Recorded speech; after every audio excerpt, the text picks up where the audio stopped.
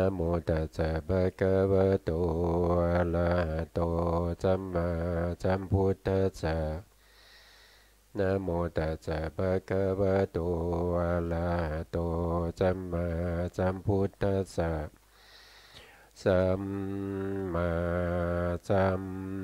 พุทธมัตโตลังสัสสะธัมมกนุตตมังอาภิวาทิยาภาสิสังอาภิธรรมัตถสังฆังตถาวุตตาภิธรรมัตถจตุธาปรมัตถโตจิตตังเจตสิกังรูปังนิพพานามิติสัพพทาก็กราบนมัสการพระมหาเถระพระสังฆาธิการพระเถรานุเถระและขอสวัสดีท่านผู้ฟังและผู้ชมทุกท่านที่ติดตามในรายการพระไตรปิฎกลอยฟ้าในส่วนที่เป็นอภิธรรมปิฎกซึ่งเป็นปิฎกที่3นะครับเราก็ได้ศึกษาในเรื่องของพระอภิธรรมมาก็นับตั้งแต่เริ่มจนถึงปัจจุบันนี้ก็จะเข้าเดือนที่8แล้วนะครับซึ่งเนื้อหาอภิธรรมที่เราศึกษาเนี่ยเราก็ศึกษาในเรื่องของปรมัตถธรรมในชั้นจุลตีนะครับในชั้นจุลตีก็จะมีเนื้อหาใหญ่ๆที่เราศึกษาอยู่3 เรื่องด้วยกันนะครับก็จะมี1ก็คือเรื่องของจิตปรมัตถ์นะครับก็พูดถึงในเรื่องของจิตนะครับมีอยู่121ดวงด้วยกันจิตนะครับเกิดดับสลับกันไปเรื่อยๆนะครับเกิดทีละดวงนะครับแล้วก็ดับไปแล้วก็ดวงใหม่ก็เกิดขึ้นไม่ได้เกิดเหมือนกับรูปนะครับไม่ได้เกิดซ้อนกันนะครับไม่ได้เกิดทีละหลายๆรูปทีละหลายๆดวงเหมือนกับรูปนะครับแล้วก็เรื่องที่2ที่เราศึกษานั่นก็คือส่วนประกอบของจิตที่เราเรียกว่าเป็นเจตสิกนะครับเจตสิกก็จะมีอยู่ทั้งหมด52 ดวงด้วยกันนะ52 ดวงนี้ก็จะมีสภาวะของใครของมันนะครับไม่เหมือนกับจิตมี121 ดวงแต่มีสภาวะเดียวเท่านั้นก็คือวิชานะลักขณังก็คือรู้อารมณ์อยู่เป็นประจำนะครับแล้วเราก็มาศึกษาในเรื่องของรูปนะครับรูปนี้ก็จะมีในที่เราจะต้องศึกษาอยู่ทั้งหมดเนี่ยมี5ในนะครับในที่1เราก็ศึกษาจบไปแล้วที่ชื่อว่ารูปสมุรูปสมุทเทศนัยนะครับเรื่องที่2ที่เราศึกษาก็คือในที่เราเรียกว่าเป็นวิภาคนัยรูปวิภาคนัยนะครับซึ่งรูปเราจะต้องศึกษาทั้งหมดอยู่5ในด้วยกันนะครับต้องขออภัยเม่นนะครับเมื่อกี้นี่กุกขักไปหน่อยนะครับในเรื่องรูปเนี่ยเราจะศึกษาทั้งหมดอยู่5ในด้วยกันนะครับในที่1เราศึกษาไปแล้วนะครับก็คือรูปสมุทเทศนัยนะครับก็เป็นการแสดงรูปโดยสังเขปนะเรื่องที่2ที่เรากำลังศึกษาอยู่ก็คือเรื่องรูปวิภาคนัยการจำแนกรูปโดยพิสดารนะครับรูปที่3นะครับเราก็จะศึกษากันในเรื่องของรูปสมุทฐานนัยนะครับก็คือการแสดงสมุทฐานของรูป4ก็คือรูปกาลปะนัยนะครับก็คือการแสดงรูปที่เกิดขึ้นเป็นหมวดนะครับเป็นหมวดเป็นกองนะครับเป็นมัดนะแล้วก็5ก็คือการแสดงรูปปวัตติกรรมนัยก็คือการแสดงการเกิดขึ้นพร้อมด้วยความดับของรูปตามลำดับนะครับตอนนี้เรากำลังศึกษาในส่วนที่2ในที่2อยู่ก็คือรูปวิภาคนัยนะครับรูปวิภาคนัยก็จะเกี่ยวข้องกันหลายอย่างนะครับรูปวิภาคนัยเนี่ยรูปที่เราศึกษาเนี่ยเป็นรูปมีทั้งที่เป็นนิพพานรูปแล้วก็นิพพานรูป นะครับนิพพานรูปเนี่ยเป็นสภาวะรูปที่มีลักษณะของตัวเองนะครับเป็นอารมณ์ของวิปัสสนาได้นะครับส่วนรูปที่นะครับรูปที่เป็นในส่วนที่เป็นนิพพานรูปนะเขาไม่มีสภาวะของตัวเองนะครับไม่มีสภาวะของตัวเองก็จำเป็นที่จะต้องอาศัยนิพพานรูปนะครับแล้วก็ถึงจะแสดงอาการของตัวเองขึ้นมาได้นะครั้งที่แล้วเนี่ยเราได้ศึกษาว่ารูปที่เป็นอารมณ์ของวิปัสสนานะครับก็จะมีหลายอย่างด้วยกันนะครับรู้ได้ทางตาก็มีนะครับรู้ได้ทางหูก็มีนะครับก็คือเสียงที่รู้ได้ทางหูนะครับรู้ได้ทางคานาประสาทหรือจมูกก็มีนะครับรู้ได้ด้วยทางลิ้นก็มีรู้ได้ด้วยทางกายก็มีนะครับหรือว่ารู้ได้ด้วยทางใจก็มีนะเพราะฉะนั้นการที่เราศึกษาเนี่ยเรามุ่งหมายนะครับมุ่งหมายเพื่อให้เราเข้าถึงสภาวะธรรมของรูปทั้งหลายนะครับเข้าไปทำไมเข้าไปถึงทำไมนะครับก็เพื่อให้เราได้รู้ความจริงได้เข้าใจในความจริงทั้งหลายว่าสภาวะธรรมทั้งหลายนะครับที่เป็นอยู่ทุกวันนี้นะครับว่ามันมีอะไรบ้างที่มันเป็นความจริงนะครับที่เรารู้อยู่เนี่ยมันเป็นแต่สภาวะที่เรียกว่าเป็นสมมุติมันไม่ใช่ความจริงนะครับอย่างเช่นการเห็นนะการเห็นเนี่ยเราเห็นเฉพาะสีเท่านั้นนะเราไม่ได้เห็นเป็นผู้หญิงผู้ชายนะเราไม่ได้เห็นเป็นตัวเป็นตนแต่ว่าการที่เราเห็นเมื่อไหร่เราก็เห็นเป็นตัวเป็นตนเห็นเป็นผู้หญิงผู้ชายก็เพราะว่าเราชำนาญนะครับเราเห็นจนชำนาญนะครับเมื่อเราเห็นแล้วเนี่ยเขาจะไปถอดรหัสนะครับถอดรหัสออกมาเป็นคนนั้นคนนี้เป็นผู้หญิงผู้ชายนะครับเป็นสภาวะนั้นนี้นะครับซึ่งมันไม่ได้เป็นไปตามความเป็นจริงนะครับซึ่งเราเนี่ยชำนาญมากนะครับเพราะว่าเราได้เป็นอย่างนั้นมาตั้งแต่อนันตชาตินะครับก็คือตั้งแต่ไม่เมื่อไหร่ไม่รู้นะครับแล้วก็จะเป็นอย่างนี้ต่อไปอีกนะครับจะมีการมาเกิดเวียนว่ายตายเกิดแล้วก็เป็นอย่างนี้ไปเรื่อยๆนะครับเราไม่มีโอกาสที่จะสิ้นสุดของการที่จะต้องมาเวียนว่ายกันตายเกิดอยู่ในวัฏทุกข์นี้นะครับวัฏสงสารซึ่งเป็นวัฏทุกข์นะครับเราเกิดมาแล้วมากมายนับครั้งไม่ถ้วนนะครับแล้วก็มีพระพุทธเจ้าเนี่ยมาอุบัติไปแล้วแล้วอุบัติขึ้นแล้วก็เผยแผ่พระธรรมคำสั่งสอนแล้วก็ปารินิพพานไปแล้วมากมายนะครับแต่เราก็ยังเวียนว่ายตายเกิดอยู่เรายังไม่เข้าถึงพระธรรมคำสั่งสอนของพระสัมมาสัมพุทธเจ้าเรายังไม่สิ้นสุดการเวียนว่ายตายเกิดยังไม่ได้ตรัสรู้ธรรมยังไม่ได้เข้าถึงพระนิพพานยังไม่ได้เข้าถึงปรินิพพานตามพระพุทธองค์ไปนะครับเพราะฉะนั้นการที่เราเวียนว่ายตายเกิดอย่างนี้มันเป็นทุกข์นะมันเป็นทุกข์เพราะฉะนั้นการที่เราจะพ้นจากการเวียนว่ายตายเกิดก็มีอยู่ทางเดียวนั่นก็คือการที่เราจะต้องรู้ความจริงนะครับความจริงที่เป็นสภาวะที่อยู่ในตัวของเรานะครับก็มีอยู่สองอย่างนั่นก็คือนามธรรมก็คือจิตและเจตสิกนะครับแล้วก็ในส่วนที่เป็นรูปตอนนี้เรากำลังศึกษารูปอยู่นะเราจะรู้สภาวะความเป็นจริงของรูปได้อย่างไรนะครับก็จะต้องมีการศึกษาให้เกิดความรู้ความเข้าใจที่จะนำไปประพฤติปฏิบัติในชีวิตประจำวันของเราให้จงได้แล้วก็จะต้องทำให้มันมีความชำนาญเห็นปุ๊บให้มันรู้ทันทีว่าสิ่งที่เราเห็นมันเป็นแต่สภาวะของความเป็นสีเท่านั้นเองมันไม่ใช่ผู้หญิงผู้ชายนะครับมันไม่ใช่สัตว์บุคคลมันไม่ใช่ชีวะนะครับมันเป็นแต่เพียงแต่สีเท่านั้นจนเราทำการเห็นเนี่ยให้เกิดความชำนาญนะครับมันก็จะเห็นเฉพาะสีเท่านั้น นะครับในการที่ได้ยินเสียงเนี่ยเราไม่ใช่ได้ยินเสียงของผู้หญิงผู้ชายเราได้ยินแต่เสียงเท่านั้นนะเสียงนั้นมันไม่ใช่ผู้หญิงผู้ชายเสียงนั้นมันไม่เป็นตัวเป็นตนเสียงนั้นมันไ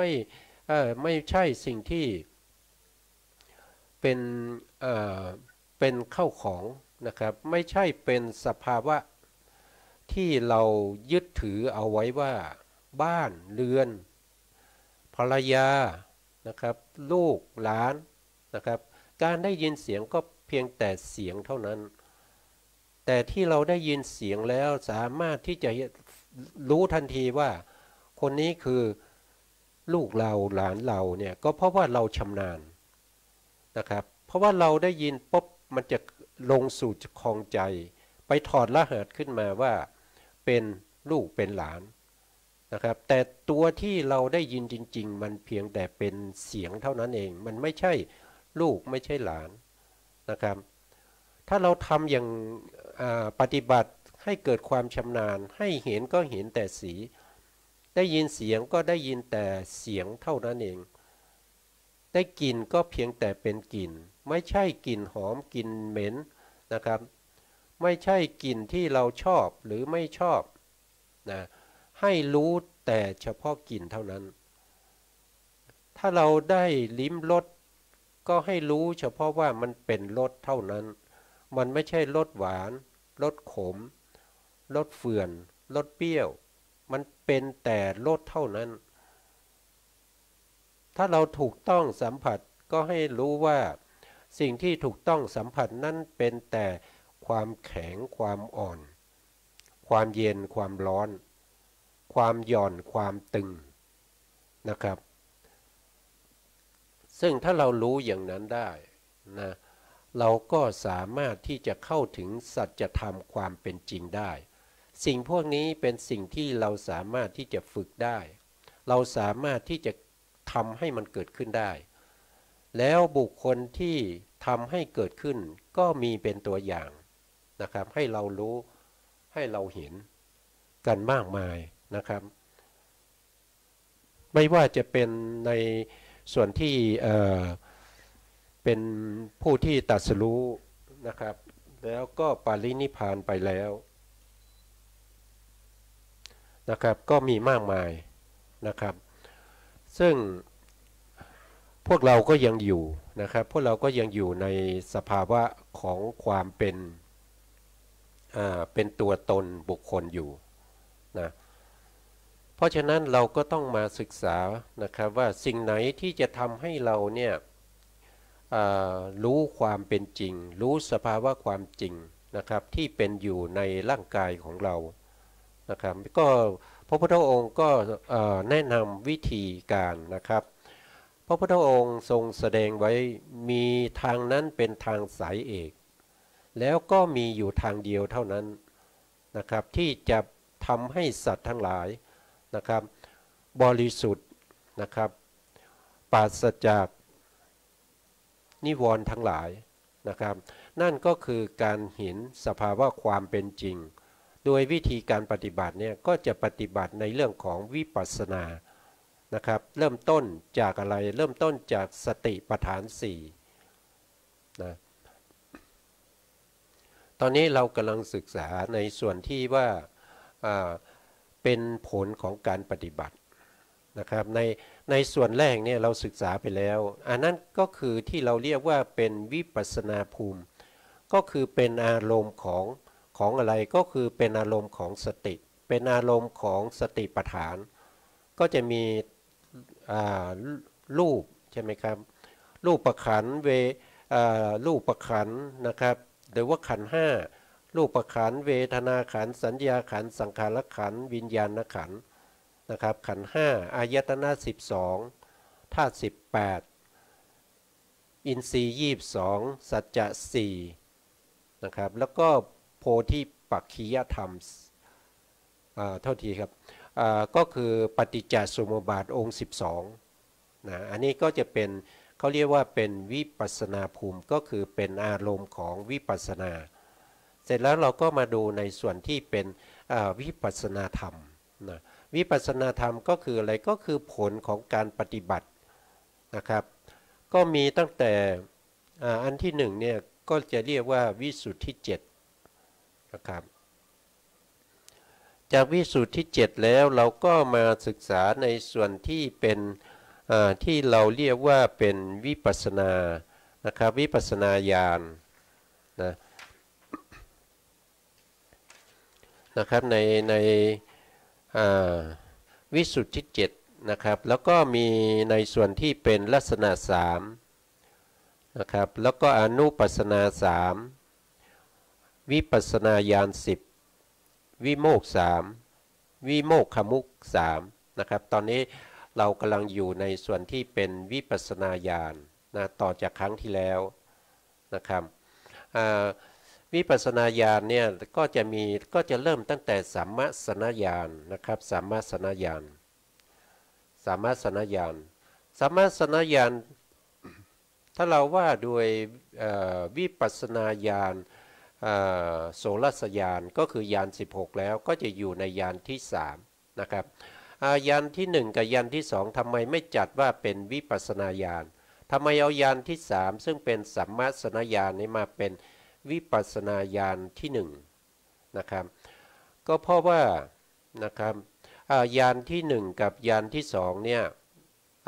อารมณ์เขาเนี่ยเป็นรูปกับนามเขายังไม่เห็นพระไตรลักษณ์เขายังไม่เห็นความเป็นอนิจจังทุกขังอนัตตานะครับการเห็นอนิจจังทุกขังอนัตตาเนี่ยมาเริ่มที่ญาณที่3ที่เรียกว่าสัมมาสนญาณเพราะฉะนั้นก็เลยจัดสัมมาสนญาณนี้เป็นวิปัสสนาญาณที่1ในวิปัสสนาญาณทั้ง10นะสัมมาสนญาณนี่เห็นอะไรก็เห็นนามรูปเกิดขึ้นตั้งอยู่ดับไปการเกิดขึ้นนะครับไม่มีแล้วเกิดขึ้นนั่นก็เป็นอนิจจังมีแล้วก็ดับไปก็เป็นอนิจจังนะครับการตั้งอยู่นะครับเกิดขึ้นแล้วตั้งอยู่แป๊บหนึ่งแล้วก็ดับไปการตั้งอยู่อย่างนั้นก็คือไม่สามารถที่จะทนอยู่ในสภาวะเดิมได้นะครับตั้งอยู่แป๊บเดียวแล้วก็ดับไปอันนี้เรียกว่าเป็นทุกข์นะครับเป็นทุกข์ทั้งหมดรวมกันตั้งแต่ไม่มีแล้วเกิดขึ้นนะครับแล้วก็ทนอยู่ในสภาพเดิมไม่ได้แล้วก็ดับไปนะครับมีแล้วหายไปอย่างนี้ก็จะเรียกว่าเป็นอนัตตานะครับเพราะฉะนั้นญาณที่3ที่เราเรียกว่าสัมมาสนญาณเนี่ยก็จะเป็นญาณที่1ในวิปัสสนาญาณ10นะครับเป็นผลของการปฏิบัตินะครับเมื่อเราปฏิบัติสติปัฏฐาน4มาเนี่ยถ้าเราเข้าถึงญาณนะครับผลของญาณก็จะเกิดขึ้นก็เราก็จะรู้ได้นะครับรู้ได้จากการที่รูปนามมีการเกิดขึ้นตั้งอยู่ดับไปก็จะเป็นสัมมาสนญาณเมื่อเราปฏิบัติแล้วมีความชำนาญในสัมมาสนญาณญาณต่อไปก็จะเป็นอุทยพยญาณก็คือการเกิดขึ้นแล้วก็ดับไปนะครับอันนี้เราจะได้ศึกษาในชั้นต่อไปนะครับเพราะฉะนั้นก็จะพูดโดยคร่าวๆนะครับพอดีพอเมื่อเราเห็นการเกิดขึ้นแล้วก็ดับไปของรูปและนามแล้วนะครับมีความชำนาญมากขึ้นเนี่ยจิตมันก็จะมีความคุ้นเคยมากขึ้นนะครับก็จะเห็นในส่วนที่ดับไปเขาเรียกว่าเป็นพังคญาณรูปนามก็มีแต่ดับไปอยู่เรื่อยๆนะครับไม่เห็นในการเกิดขึ้นเห็นแต่ดับไปนะครับในลักษณะนี้ก็จะเรียกว่าเป็นพังคญาณจากพังคญาณเนี่ยเราก็จะเห็นว่าการที่รูปนามเนี่ยดับไปเรื่อยๆเนี่ยมันเป็นภัยนะครับมันเป็นภัยที่น่ากลัวก็จะเรียกว่าเป็นพยญาณนะครับซึ่งเป็นญาณที่4นะครับเมื่อนามรูปเนี่ยมันมีแต่ดับไปเนี่ยเห็นเป็นภัยแล้วก็เห็นเป็นโทษด้วยนะว่ารูปนามเนี่ยมีโทษนะเพราะว่ารูปนามมีการเกิดขึ้นตั้งอยู่แล้วดับไปก็เป็นโทษให้เรานะครับให้เราเนี่ยต้องได้ลำบากในการที่ต้องมาเวียนว่ายตายเกิดจะต้องมีการบริหารอิริยาบถทั้งหลายจะต้องมีการที่จะคอยดูแลรักษาในรูปนามทั้งหลายนะครับแล้วก็เห็นรูปนามทั้งหลายเนี่ยเป็นโทษเพราะอะไรเพราะว่ารูปนามทั้งหลายเนี่ยมันนำเราไป นะนำเราไปไหนนำเราไปสู่อบายก็ได้นะนำเราไปเป็นความไม่สบายนะครับเป็นทุกข์นะทำให้เราต้องเศร้าโศกเสียใจก็เพราะอะไรก็เพราะว่านามรูปเพราะว่าเรามีนามมีรูปเราถึงจะต้องมีความ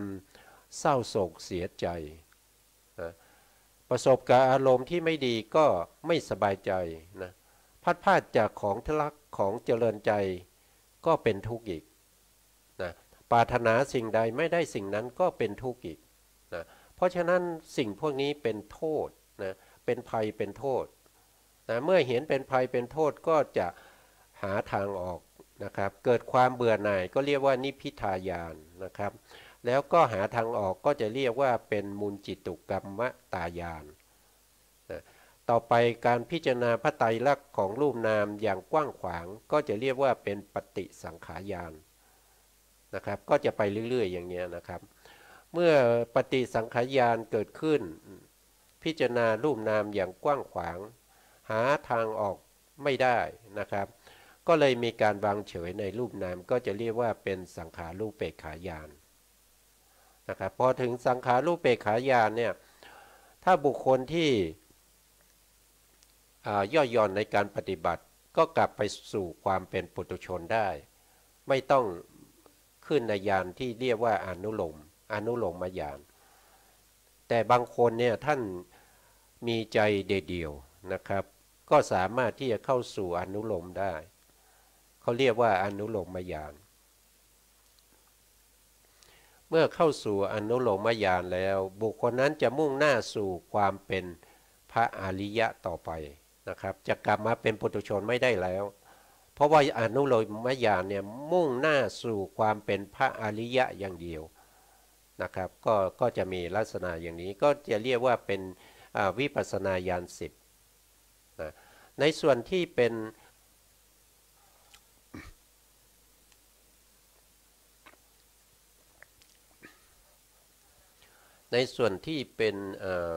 โคตภูญาณเนี่ยไม่ได้จัดอยู่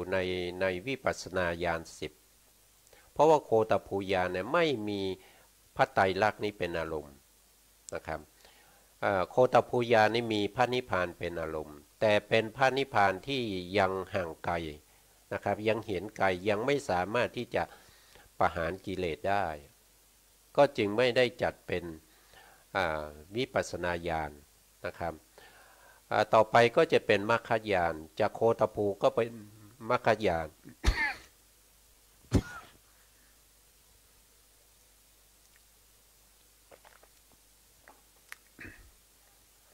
ก็ขออภัยท่านผู้ฟังและผู้ชมด้วยนะครับจากโคตภูแล้วก็ไปสู่มรรคญาณนะครับมรรคญาณก็ทำหน้าที่ในการที่จะประหารกิเลสแต่ไม่ได้มีอารมณ์เป็นพระไตรลักษณ์แต่มีอารมณ์เป็นพระนิพพานก็ไม่ได้จัดอยู่เป็นวิปัสสนาญาณนะครับถ้าพูดถึงวิปัสสนาญาณ10เขาไม่ได้อยู่ในวิปัสสนาญาณ10มรรคญาณเกิดขึ้นแล้วดับไปผลญาณก็จะเกิดขึ้นอีกผลญาณก็ไม่ได้จัดอยู่ในวิปัสสนาญาณเพราะว่ามีนิพพานเป็นอารมณ์นะครับเสร็จแล้วก็จะมีปัจเจเวคขณะญาณในการที่จะพิจารณาในเรื่องของกิเลสที่ละได้กิเลสที่คงเหลือพิจารณามรรคที่ได้พิจารณาผลที่ได้พิจารณานิพพานนะครับก็จะพิจารณาอยู่5อย่างอันนี้ก็จะเป็นลักษณะของผู้ที่ได้บรรลุธรรมนะครับบรรลุธรรมนะรอบที่1นะครับก็จะเป็นโสดาบันแล้วก็จะวนอยู่อย่างนี้อีกรอบหนึ่งก็จะเป็นสกทาคามีแล้วก็วนอย่างนี้อีกรอบหนึ่งก็เป็นอนาคามีวนอีกรอบหนึ่งซึ่งเป็นรอบที่4ก็จะเป็นพระอรหันต์นะครับก็จะเป็นในลักษณะนี้นะครับส่วนเรื่องของวิโมกข์นะครับวิโมกข์หมายความว่าหลุดพ้นนะครับหลุดพ้นวิโมกข์เนี่ยแปลว่าหลุดพ้นนะครับวิโมกข์ก็จะมีอยู่3อย่างก็คือสุญญตาวิโมกข์หลุดพ้นด้วยความเป็นของศูนย์นะครับหลุดพ้นด้วยความเป็นของศูนย์นะครับคือไม่มีอะไรนะครับศูนย์หมดนะไม่มีอะไรเวิ้งว้างนะครับ อันที่สองนี่ก็คืออนิมิตตนิวิโมกข์ก็คือหลุดพ้นด้วยไม่มีนิมิตเครื่องหมายนะครับไม่มีนิมิตเครื่องหมายนะครับแล้วก็อันที่สามก็คืออปะนิหิตะวิโมกข์ก็คือหลุดพ้นด้วยด้วยไม่เป็นที่ตั้งแห่งตัณหานะครับไม่เป็นที่ตั้งแห่งตัณหานะครับอันที่หนึ่งก็คือสุญญตาวิโมกข์นี่หมายความว่าอย่างไงก็คือหมายความว่าผู้ที่เจริญวิปัสสนาเน้นหนักไปสู่ในเรื่องของความเป็นเขาเรียกว่าเป็นอนัตตะนะครับอนัตตานะครับหลุดพ้นด้วยการพิจารณาในเรื่องของอนัตตาก็จะเรียกว่าเป็นการหลุดพ้นด้วยสุญญตาวิโมกข์นะครับอนัตตานะครับเน้นหนักไปทางอนัตตาถ้าบุคคลที่เจริญวิปัสสนาโดยการเน้นหนักในเรื่องของทุกขานะครับเป็นทุกข์นะครับก็จะหลุดพ้นด้วยอนิมิตตวิโมกข์นะครับหลุดพ้นโดยไม่มีนิมิตเครื่องหมายนะครับ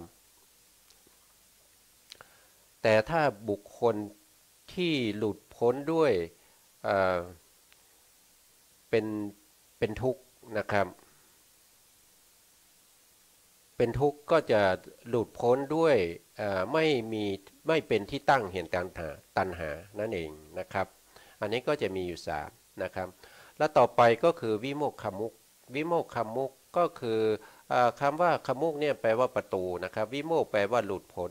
นั่นก็หมายความว่าประตูแห่งความหลุดพ้นประตูแห่งความหลุดพ้นก็จะมีสุญญตานุปัสสนาหลุดพ้นด้วยการพิจารณาว่าเป็นของศูนย์อันนี้ก็คืออตรงที่พิจารณาในเรื่องของอนัตตานะครับตรงนั้นเป็นประตูแห่งความหลุดพ้นนะครับหลุดพ้นด้วยประตูนี้ก็จะเรียกว่าเป็นสุญญตาวิโมกข์นะครับนิมิตตาวิโมกข์ก็คือไม่มีนิมิตเครื่องหมายนะครับเป็นอนิจจังนะครับก็คล้ายๆกันนะครับแต่ตัวนี้เป็นตัวประตูนะครับเป็นตัวประตูแห่งความหลุดพ้นนะแล้วก็อปานิหิตะวิโมกข์ก็คือการหลุดพ้นโดยไม่เป็นที่ตั้งแห่งตัณหานะครับอันนี้ก็เป็นว่าโดยคร่าวๆนะครับว่าโดยคร่าวๆในเรื่องของวิปัสสนาธรรมนะวิปัสสนาธรรมนะครับทีนี้ก็ยังมีอยู่อีกหนึ่งเรื่องนะครับที่เราจะต้องศึกษาในนะครับก็จะศึกษาในเรื่องของโพธิปัจขิยธรรมนะครับในโพธิปัจขิยธรรมเนี่ยเริ่มต้นอันดับที่หนึ่งเนี่ยก็จะเรียกว่าเป็นสติปัฏฐานนะครับสติปัฏฐานก็จะมีอยู่4นะตรงนี้เรามาพูดถึงสติปัฏฐานที่เป็นกายานุปัสสนาสติปัฏฐานนะครับอันนี้เป็นตัวปฏิบัตินะครับเป็นตัวปฏิบัตินะเป็นตัวปฏิบัติคือเราจะต้องปฏิบัติตามนี้นะครับเพื่อให้ได้มาซึ่งอะไรเพื่อให้ได้มาซึ่งวิปัสสนาธรรมนะเพื่อให้ได้มาซึ่งวิปัสสนาธรรมแล้วการปฏิบัติเนี่ยเราเอาจิตไปวางไว้ที่ไหนเราเอาจิตไปดูอะไรเราก็เอาจิตไปดูในวิปัสสนาภูมินะครับวิปัสสนาภูมิก็คือที่เราได้พูดไปแล้วนะครับก็คือมีขันธ์ห้าอายตนะ12ธาตุ18อินทรีย์22สัจจะ4ปฏิจจสมุปบาทองค์12นะในสติปัฏฐานนะครับก็จะมีกายานุปัสสนาสติปัฏฐานนั่นก็คือการที่เราเอาสติเนี่ยไปตั้งไว้ที่กายเพื่อจะกำหนดรู้กายการเคลื่อนไหวอิริยาบถต่างๆของกายในกายานุปัสสนาสติปัฏฐานอันดับแรกเนี่ยก็คือในเรื่องของอานาปานสติปัฏฐานอานาปานสติปัฏฐานก็คือการรู้ลมหายใจเพราะว่าลมหายใจเนี่ยเขาเรียกว่าเป็นกายสังขารนะครับกายสังขารเนี่ยก็คือการที่เราหายใจเข้าและหายใจออกนะครับที่มันทำให้ร่างกายนี้ทรงตัวอยู่ได้นะครับอันนั้นก็จะเป็นอานาปานสติ นะครับที่เราหายใจเข้าและหายใจออกถ้าเราหายใจเข้าแล้วไม่ออกร่างกายนี้อยู่ไม่ได้นะหายใจออกแล้วไม่หายใจเข้าร่างกายนี้ก็อยู่ไม่ได้นะแต่ถ้าว่าโดยอารมณ์แล้วอานาปานสติเนี่ยจะเป็นไปในเรื่องของสมาธินะครับจะเป็นไปในเรื่องของสมาธิสามารถที่จะทำสมาธิตั้งแต่อุปจารสมาธิไปจนถึงฌานห้าเลยนะครับอุปจารสมาธิแล้วก็ฌานหนึ่งฌานสองฌานสามฌานสี่ฌานห้านะครับก็สามารถที่จะไปถึงฌานห้าได้นะครับแต่อานาปานสตินี้ก็สามารถมาต่อวิปัสสนาได้นะครับทำให้จิตสงบแล้วก็มากำหนดรู้ในขันธ์ห้านะกำหนดรู้ในเรื่องของอายตนะ12กำหนดรู้ในเรื่องของธาตุ18กำหนดรู้ในเรื่องของอินทรีย์22สัจจะ4ปฏิจจสมุปบาทองค์12นะครับคือทำให้จิตสงบก่อนโดยการใช้อานาปานสตินะเมื่อจิตสงบแล้วนะครับก็มาพิจารณานะครับมาพิจารณาอย่างไรนะครับก็คือยกตัวอย่างอุปมายกตัวอย่างเช่นนะครับการที่เรารู้ลมหายใจตามดูลมหายใจนะครับรู้ว่าลมหายใจเข้ายาวก็รู้ว่ายาวหายใจออกยาวก็รู้ว่ายาวหายใจเข้าสั้นก็รู้ว่าสั้นหายใจออกสั้นก็รู้ว่าสั้นแล้วก็มีการทำให้ลมหายใจเกิดความละเอียดนะครับมีการสำเนียกในลมหายใจเพื่อให้ลมหายใจนั้นเกิดความสงบนะครับลมหายใจนั้นละเอียดขึ้นจนในที่สุดเนี่ยก็จะได้สมาธิ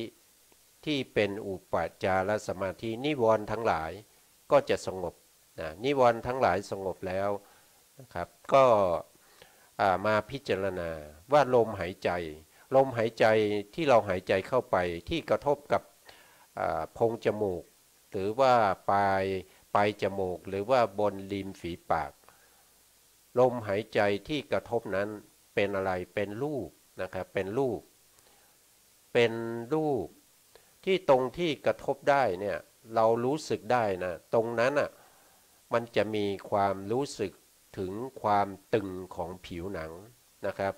ความตึงบางครั้งก็มีความหย่อนบางครั้งก็ลมหายใจออกมาก็จะอุ่น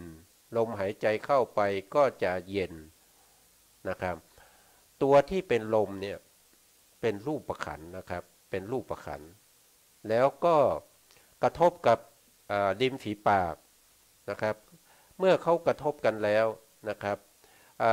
กายประสาทที่อยู่ตรงที่ริมฝีปากนั้นนะก็รู้ลมหายใจนะครับพอรู้ลมหายใจก็เป็นกายประสาทกระทบกับโพธพารมณ์แล้วก็มีจิตมาอาศัยตรงประสาทที่ริมฝีปากนั้นบนริมฝีปากนั้นนะครับเป็นผู้มารู้อารมณ์นะเป็นผู้มารู้อารมณ์นั่นก็คือกายวิญญาณจิตนั่นเองนะครับอย่างนี้ก็จะครบขันธ์ห้าอะไรเป็นรูปขันธ์ก็คือลมที่มากระทบริมฝีปากที่เป็นกายประสาทอันนี้เป็นรูปนะครับไม่ว่าจะเป็นลมหรือว่าเป็นประสาทนะครับประสาทกายอันนี้เป็นรูปแต่ตัวที่เกิดขึ้นมาโดยอาศัยกายประสาทที่เรียกว่าเป็นกายวิญญาณตัวนั้นเป็นจิตเป็นนามนั้นเราเรียกว่าเป็นวิญญาณขันธ์นะครับเป็นวิญญาณขันธ์แล้วในวิญญาณขันธ์นั้นก็จะมีเวทนาก็เป็นเจตสิกก็จะเรียกว่าเวทนาขันธ์แล้วในจิตนั้นก็ยังมีสัญญาเจตสิกก็เป็นสัญญาขันธ์แล้วก็มีผัสสะเจตสิกมีเอกคตามีเจตนามีมนสิการมีชีวิตตินทรีย์อยู่ในจิตนั้นด้วยพวกนี้จะเรียกว่าเป็นสังขารขันธ์นะครับเพราะฉะนั้นการที่เราใช้อานาปานสติในการที่กำหนดลมหายใจเนี่ยก็สามารถที่จะทำ ให้เป็นวิปัสสนาได้นะเห็นความจริงที่มันเป็นอยู่นะก็จะเป็นวิปัสสนาได้นะครับเพราะฉะนั้นพระพุทธองค์จึงจัดเอาอานาปานสติมาไว้ในกายานุปัสสนาสติปัฏฐานด้วยเพราะว่าอานาปานสติเนี่ยถ้าเราไปเจริญในเรื่องของสมาธินะครับในเรื่องของสมถะก็จะมีอยู่ในสมถะที่เป็นเขาเรียกว่าเป็นอนุสติ10นะครับอานาปานสติเนี่ยจะเป็นข้อที่10นะครับของอนุสติ10นะอนุสติ10ที่เป็นที่เป็นสมถะที่ทำให้จิตสงบนั้นนะครับก็จะมีอยู่10อย่างนะครับก็จะมีอานาปานสติเนี่ยเป็นที่10นะอันนี้ก็เป็นได้ทั้งที่เป็นสมถะแล้วก็วิปัสสนานะครับนะแต่รายละเอียดนี่เราจะได้ศึกษาในชั้นต่อไปนะครับส่วนกายานุปัสสนาสติปัฏฐานเนี่ยนะครับอันที่สองนะครับก็จะเรียกว่าอิยาบทปัปพะอิยาบทปัปพะก็คือการกำหนดรู้ในการเคลื่อนไหวของอิยาบทของร่างกายอิยาบททั้ง4นะครับเป็นอิยาบทที่เรามีการยืนนะครับก็กำหนดรู้ถึงลักษณะของการยืนนะครับกำหนดรู้ได้ถึงความแข็งเป็นแท่งนะครับหรือว่ากำหนดดูนะครับร่างกายที่ฝ่าเท้าก็ได้นะครับที่ฝ่าเท้าที่ยืนอยู่นะครับมีความหนักความเบานะครับมีความเย็นความร้อนความตึงนะครับความหย่อนความไหวของร่างกายพวกนี้ก็จะเป็นรูปนะครับเป็นรูปเวลายืนเวลาเดินนะครับเวลายกเท้าอะไรพวกนี้นะครับก็ให้ดูที่อิริยาบถการเคลื่อนไหวของร่างกายไม่ได้ดูตัวเท้านะครับไม่ได้ดูตัวเท้าไม่ได้ดูรูปร่างนะแต่ดูลักษณะการเคลื่อนไหวในลักษณะที่เป็นอิริยาบถที่มันเคลื่อนไหวที่มันยกเท้าที่มันย่างเท้าอะไรพวกนี้นะครับแล้วก็อิริยาบถยืนนั่งนะครับนั่งเนี่ยก็กำหนดรู้ถึงสะโพกที่กระทบกับโต๊ะนะครับเก้าอี้นะครับหรือว่าพื้นหรือว่าเบาะนะครับมีความเย็นความร้อนความอุ่นอะไรก็ดูในลักษณะที่เป็นรูปไม่ได้เป็นตัวเป็นตนไม่ได้เป็นบุคคลนะครับอันนี้ต้องทำให้เกิดความชำนาญนึกถึงเมื่อไหร่จะต้องรู้ได้ทันทีนะครับอย่างเช่นเราเห็นเนี่ยนะครับที่เราเห็นเนี่ยเราลึกๆได้เมื่อไหร่เราก็จะรู้ได้ว่าสิ่งที่เห็นนั้นเป็นแต่สีเท่านั้นนะครับไม่ใช่สัตว์ไม่ใช่บุคคลต้องทำให้ได้ถึงขนาดนั้นนะครับถ้าเราไม่ทำให้ได้ขนาดนั้นมันก็ไม่สามารถที่จะเห็นความจริงได้นะครับรูปนามความจริงก็จะไม่สามารถที่จะเปิดเผยตัวเองให้เราเห็นได้นะครับถ้าเราสามารถที่จะทำอย่างนั้นได้เราก็จะเห็นรูปเห็นนามนะครับทำไมเราจึงเห็นก็เพราะว่าเรามีสติสมาธินะครับปัญญานะเราจึงเห็นสภาวะพวกนี้ได้แต่ถ้าเราไม่มีสมาธิก็ไม่มีกำลังสติก็ไม่มั่นคงปัญญาก็ไม่เกิดนะครับความอดทนก็ไม่มีถ้าอย่างนั้นเราจะมองไม่เห็นนะครับเราจะมองไม่เห็นรูปนามที่เขามีการเกิดขึ้นแล้วก็ดับไปอยู่เป็นประจำนะเขาเป็นอย่างนั้นอยู่แล้วแต่เราไม่สามารถที่จะมองเห็นได้แต่ถ้าเรามีความพยายามนะครับมีสติมีสมาธิมีปัญญานะครับเราก็จะสามารถเห็นได้นะไม่ว่าจะเป็นการเคลื่อนไหวอิริยาบถทั้ง4นะครับที่เราเรียกว่าอิริยาบถปัปพะนะครับต่อจากนั้นก็ยังมี ระดับข้อที่3นะครับประภาสที่3ประภาสที่3นี่ก็คือการที่เรากำหนดรู้อิริยาบถย่อยนะครับที่เรียกว่าสัมปชัญญะประภะนะครับก็คือการที่เราเหยียดแขนนะครับหรือว่าคูแขนหรือว่าเหลียวซ้ายแลขวานะครับหรือว่าเดินไปข้างหน้าถอยไปข้างหลังนะครับหรือว่าเราเคลื่อนไหวอิริยาบถย่อยทั้งหลายนะครับอย่างเช่นจับแก้วน้ำนะครับหรือว่าทำอะไรก็ตามนะครับที่เป็นอิริยาบถย่อยนะครับเวลาอาบน้ำนะครับเวลาถูนะใส่สบู่นะครับหรือว่าเวลาที่เราใส่เสื้อผ้านะครับพวกนี้เป็นอิริยาบถย่อยหมดเราต้องกำหนดหมดเลยกำหนดรู้ถึงสภาวะของสิ่งพวกนี้นะครับถ้าเรากำหนดรู้ถึงสภาวะพวกนี้ติดต่อเนื่องกันไปเรื่อยๆนะสมาธิของเราก็จะมีกำลังมากขึ้นก็จะทำให้เราเนี่ยสามารถที่จะเห็นรูปนามแยกขาดออกจากกันได้นะเห็นรูปกับนามเนี่ยแยกขาดออกจากกันได้เมื่อเห็นรูปนามแยกขาดออกจากกันได้นั่นแสดงว่าเราได้วิปัสสนาญาณหนึ่งที่เรียกว่านามรูปปริเฉทญาณนะครับแต่ญาณนี้ไม่ได้จัดอยู่ในวิปัสสนาญาณ10นะครับเพราะว่าญาณนี้ไม่มีพระไตรลักษณ์เป็นอารมณ์อารมณ์เขาคืออะไรก็คืออารมณ์เขานั้นก็คือเป็นรูปกับนามเห็นรูปกับนามนี้แยกขาดออกจากการเป็นส่วนไม่เกาะกลุ่มกันนะครับแต่ทุกวันนี้ที่เราเห็นเนี่ยเราเห็นทั้งรูปทั้งนามเนี่ยมันรวมกันเป็นกลุ่มเป็นก้อนเป็นคณะสัญญานะครับจึงทำให้เราเนี่ยไม่สามารถที่จะข้ามพ้นจากความเป็นสมมุติความเป็นบัญญัตินะครับความเป็นสัตว์เป็นบุคคลเป็นหญิงเป็นชายเราไม่สามารถที่ข้ามตรงนั้นได้เพราะเราไม่เห็นความจริงนะแต่ถ้าเราเห็นความจริงเราก็จะเข้าใจว่าสิ่งพวกนี้มันเป็นแต่สภาวะนะครับแล้วในขณะที่เราเห็นความจริงนั้นเราจะเกิดความสุขนะครับเกิดความสุขจากอะไรก็คือสุขจากสิ่งที่เราเข้าไปเห็นความจริงที่มันอยู่ในร่างกายของเราเพราะว่าสิ่งพวกนี้ถูกปกปิดมานานนะครับจนไม่รู้ว่าพบชาติไหนนะครับที่เขาปกปิดเราอยู่นะครับจนในที่สุดเนี่ยเราสามารถเข้าไปเห็นได้เมื่อเราเข้าไปเห็นเนี่ยจะเกิดความสุขนะครับเพราะว่าเราได้เห็นความจริงที่มันเป็นอยู่จริงๆนะครับอันนี้ก็เป็น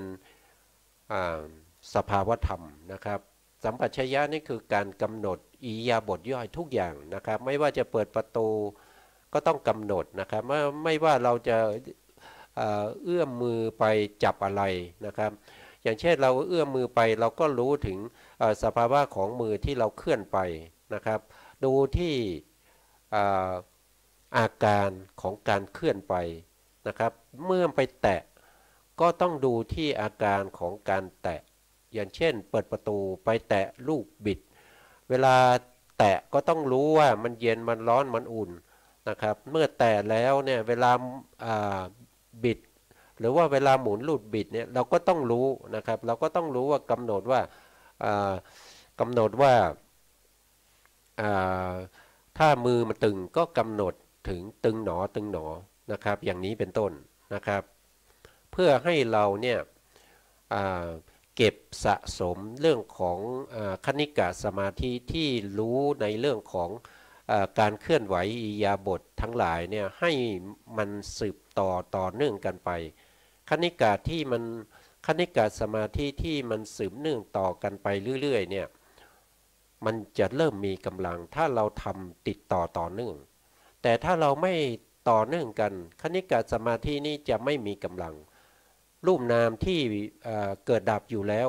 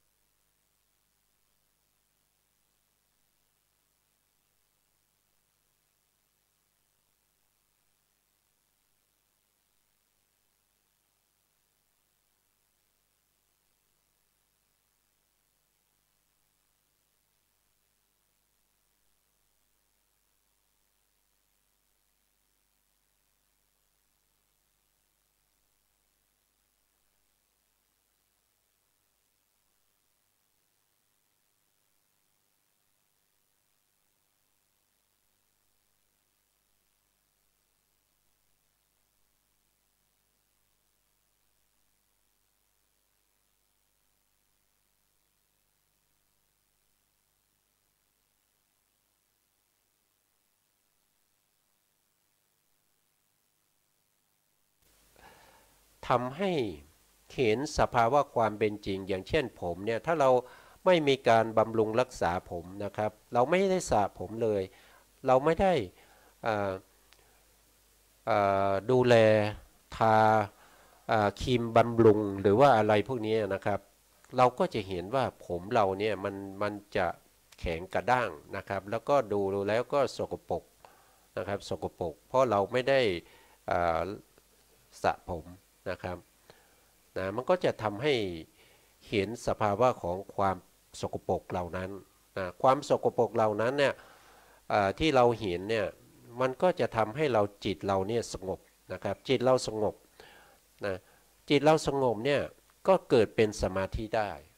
นะครับเกิดเป็นสมาธิ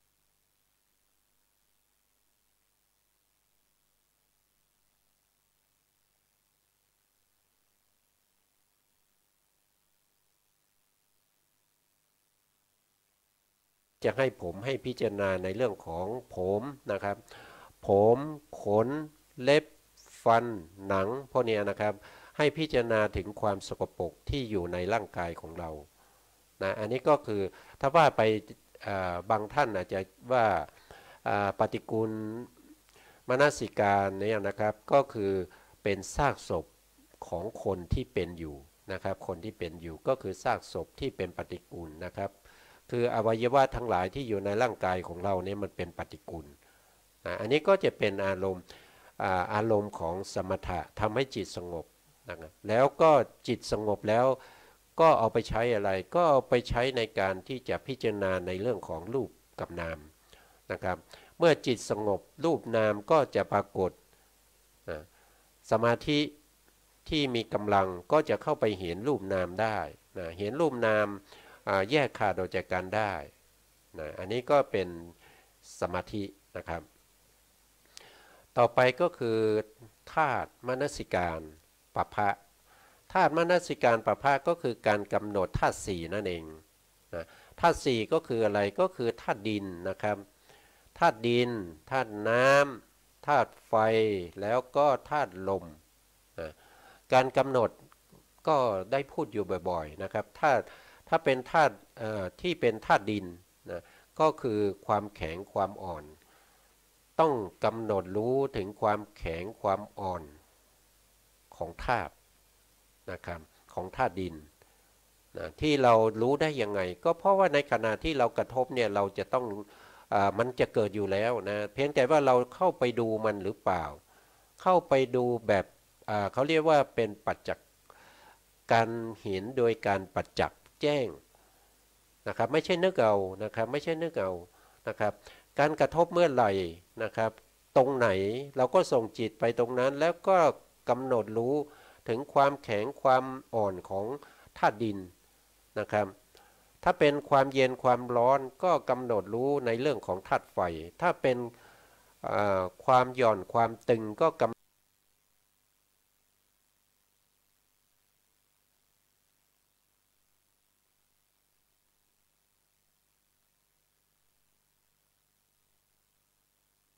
ำหนดได้ยากนะครับถ้าว่าโดยรูปเนี่ยเขาเป็นสุขุมรูปนะครับเพราะฉะนั้นสุขุมรูปเป็นรูปที่ละเอียดก็กำหนดยากนะกำหนดยากรู้ได้ทันใจนะครับนะแต่ก็สามารถที่จะรู้ได้ด้วยนะครับอย่างเช่นนะครับเวลาที่เหงื่อออกนะครับเวลาเรานั่งอยู่เหงื่อออกเนี่ยจะรู้สึกถึงได้ว่ามันจะเหนียวนะครับมันจะเหนียวมันจะเหนิบนะพวกนี้ก็เป็นอะไรเป็นธาตุน้ำนะครับธาตุน้ำก็สามารถที่จะรู้ได้นะครับไม่ใช่รู้ทางกายประสาทแต่เป็นการรู้ทางใจนะครับต้องใช้ใจในการที่จะรู้ธาตุน้ำเพราะธาตุน้ำเป็น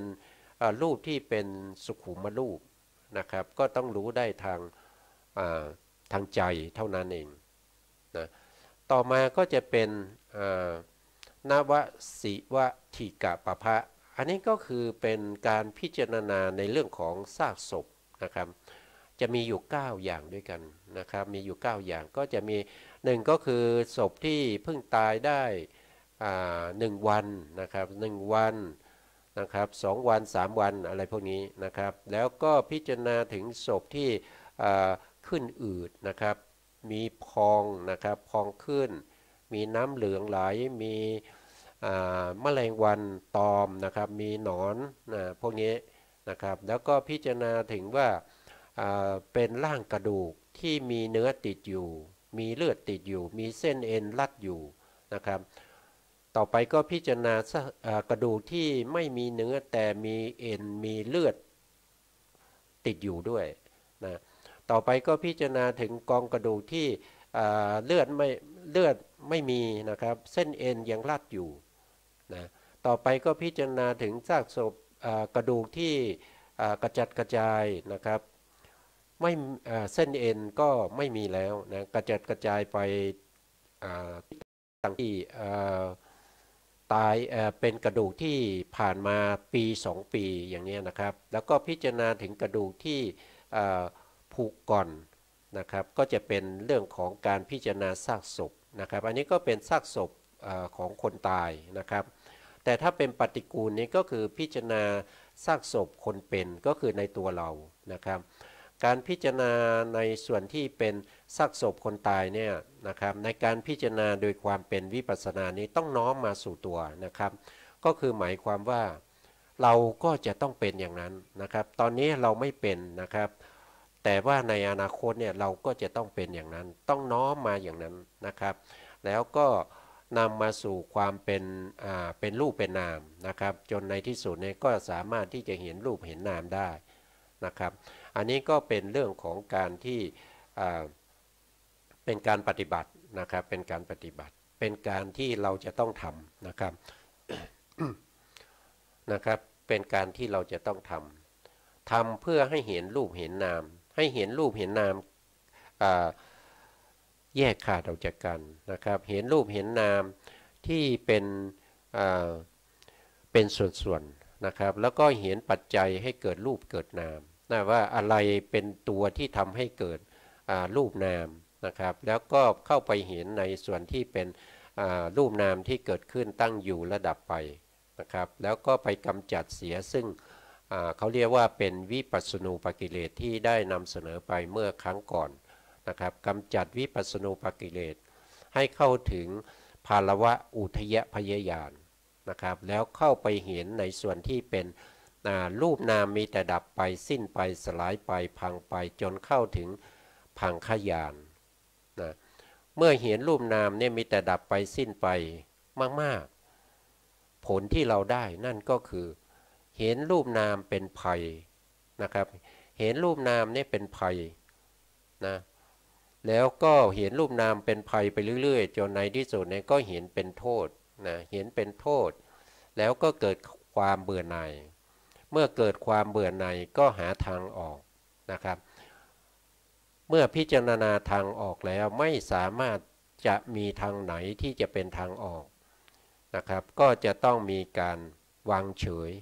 ในรูปนามนะครับเพื่อให้น้อมไปสู่ในส่วนที่เป็นอนุโลมญาณเพื่อจะเข้าสู่ความเป็นพระอริยะบุคคลต่อไปนะครับอันนี้ก็จะเป็นในลักษณะของการประพฤติปฏิบัติโดยการกำหนดในเรื่องของรูปและนามที่เราได้ศึกษามานะครับส่วนเรื่องของสติปัฏฐานนะครับโพธิปัจจยธรรม37ประการนะครับเราก็คงจะไม่พูดต่อนะครับเพราะว่ามันพูดไปก็ยังมีเนื้อหามากนะครับเพราะว่าเราจะได้ศึกษาโดยตรงในชั้นต่อไปนะครับในโพธิปัจจยธรรมเนี่ยนะครับก็มีอยู่37ประการนะครับอันนี้ก็เป็นแค่หัวข้อพูดแค่หัวข้อนะครับหนึ่งก็คือสติปัฏฐาน4สติปัฏฐาน4ก็มีกายานุปัสสนาสติปัฏฐานนะครับแล้วก็มีเวทนานุปัสสนาสติปัฏฐานนะแล้วก็มีจิตตานุปัสสนาสติปัฏฐานมีธรรมานุปัสสนาสติปัฏฐานอันนี้จะเรียกว่าเป็นสติปัฏฐาน4ตัวจริงตัวที่ทำงานจริงๆก็คือตัวสตินะครับตัวสติก็จะเป็นตัวเป็น เป็นตัวที่จะต้องกำหนดรู้ในสภาวะของพวกนี้นะอันที่สองเนี่ยก็จะเรียกว่าสติปัฏฐานสัมมาปัฏฐานนะครับสัมมาปัฏฐาน4นะครับสัมมาปัฏฐาน4ก็คือวิริยะเนี่ยจะทำหน้าที่4อย่างก็คือการพยายามทำให้กุศลที่ยังไม่เกิดให้เกิดขึ้นนะกุศลที่เกิดขึ้นแล้วก็ให้ตั้งมั่นขึ้นกุศลที่เกิดขึ้นก็ให้ทำลายไปแล้วก็ป้องกันไม่ให้อกุศลเกิดขึ้นนะครับอันนี้ก็จะเป็นในลักษณะงั้นนะครับก็คงต้องเอาไว้ในโอกาสต่อไปนะครับวันนี้ก็เวลาหมดแล้วนะครับเวลาหมดแล้วนะครับก็จำเป็นต้องลาไปก่อนนะครับสุดท้ายนี้นะครับก็ขอบพระคุณพระครูสมุทรวิสุวัตรโบรกิจโจผู้อำนวยการสถานีวิทยุ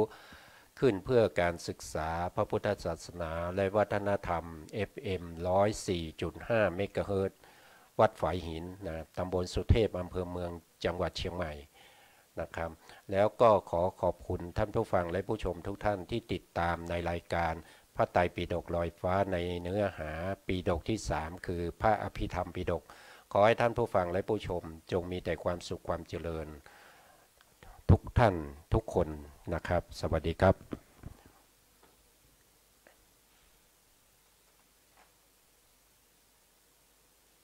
กัมมุนาวะตติโลโก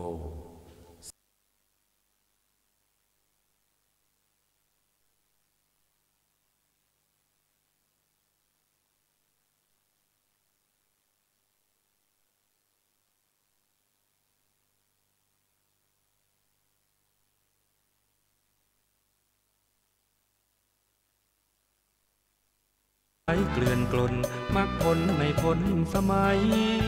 จำเป็นคงไว้คู่ไปกับปัญหาคน